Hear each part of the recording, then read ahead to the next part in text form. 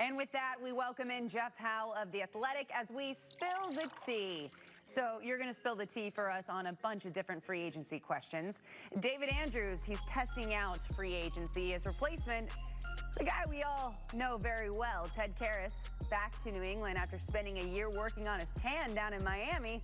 With those moves plus a couple others, how does this projected O-line compare to last year's O-line?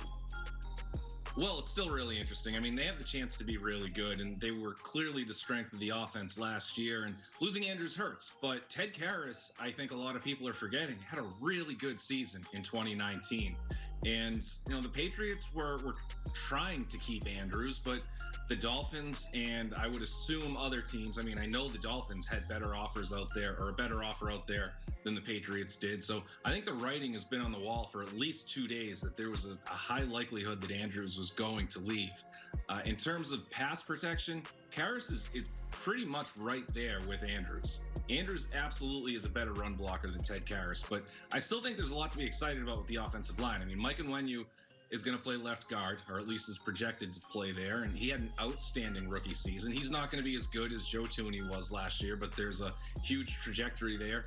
And when he's not going to be as good, but the idea of paying a guard $16 to $18 million, that's not realistic. It's a hard way to build out other areas of the team. So you can take a hit there.